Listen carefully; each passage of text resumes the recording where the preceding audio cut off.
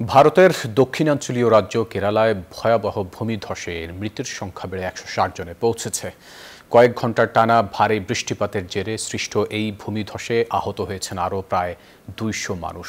আরও শতাধিক মানুষ এখনও আটকা পড়ে আছেন বলে মনে করা হচ্ছে।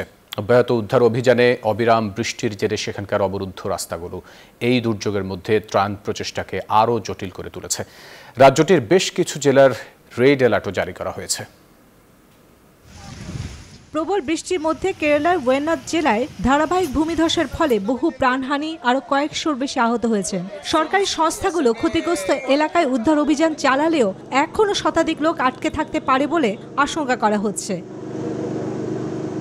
স্থানীয় সময় বুধবার এই অবস্থায় ভারতের ওই রাজ্যে আরও অতি ভারী বৃষ্টিপাতে পূর্বাভাস দেওয়া হয়েছে। ক্ষতিগ্রস্ত এলাকায় বেশ কয়েকটি পরিবার জানিয়েছে তাদের স্বজনদের সন্ধান পাওয়া যাচ্ছে না। বসুন্ধরা টিস্যুতে ছাড়ের ছড়াছড়ি। বসুন্ধরা টিস্যু নিয়ে এলো নিশ্চিত ছাড়।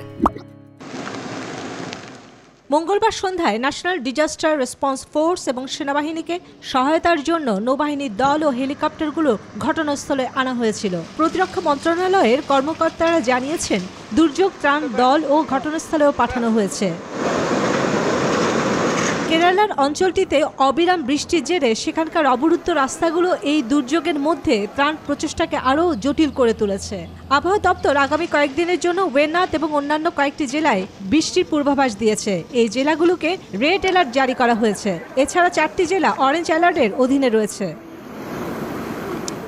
ভারতের প্রধানমন্ত্রী নরেন্দ্র মোদী কেরালার মুখ্যমন্ত্রী পিনারাই বিজয়নের সঙ্গে কথা বলেছেন এবং এলডিএফ সরকারকে সব ধরনের সাহায্য আশ্বাস দিয়েছেন।